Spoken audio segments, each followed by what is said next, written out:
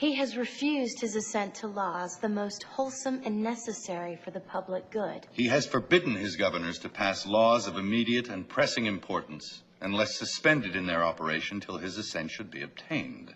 And when so suspended, he has utterly neglected to attend to them. He has refused to pass other laws for the accommodation of large districts of people, unless those people would relinquish the right of representation in the legislature, a right inestimable to them and formidable only to tyrants. He has called together legislative bodies at places unusual, uncomfortable, and distant from the depository of their public records for the sole purpose of fatiguing them into compliance with his measures. He has dissolved representative houses repeatedly for opposing with manly firmness his invasions on the rights of the people. He has refused for a long time after such dissolutions to cause others to be elected, whereby the legislative powers, incapable of annihilation, have returned to the people at large for their exercise, the state remaining in the meantime exposed to all the dangers of invasion from without and convulsions within. He has endeavored to prevent the population of these states, for that purpose obstructing the laws for naturalization of foreigners, refusing to pass others to encourage their migrations hither, and raising the conditions of new appropriations of lands. He has obstructed the administration of justice by refusing his assent to laws for establishing judiciary powers. He has made judges dependent on his will alone for the tenure of their offices and the amount and payment of their salaries. He has erected a multitude of new offices and sent hither swarms of officers to harass our people and eat out their substance. He has kept among us in times of peace standing armies without the consent of our legislatures. He has affected to render the military independent of and superior to the civil power. He has combined with others to subject us to a jurisdiction foreign to our Constitution and unacknowledged by our laws, giving his assent to their acts of pretended legislation.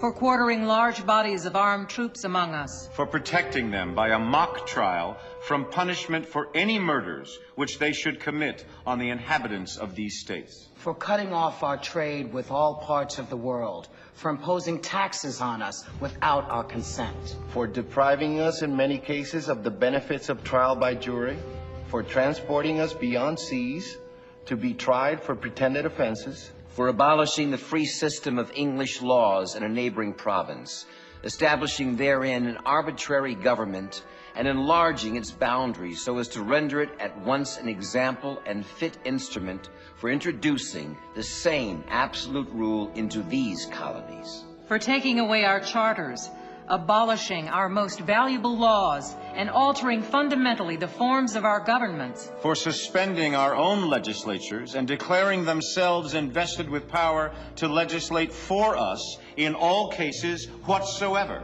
He has abdicated government here by declaring us out of his protection and waging war against us. He has plundered our seas, ravaged our coasts, burnt our towns, and destroyed the lives of our people.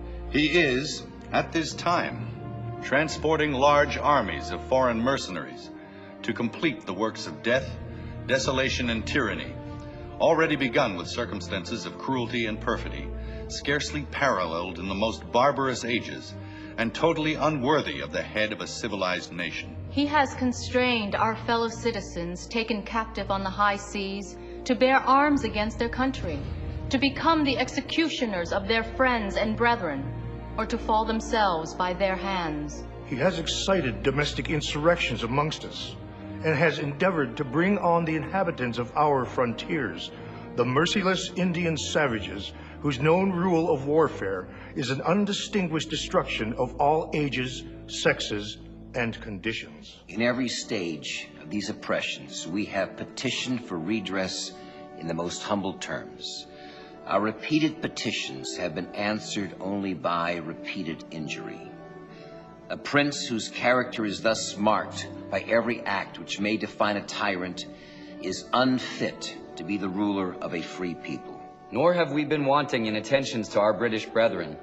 We have warned them from time to time of attempts by their legislature to extend an unwarrantable jurisdiction over us. We have reminded them of the circumstances of our immigration and settlement here, We have appealed to their native justice and magnanimity. And we have conjured them by the ties of our common kindred to disavow these usurpations which would inevitably interrupt our connections and correspondence. They, too, have been deaf to the voice of justice and of consanguinity.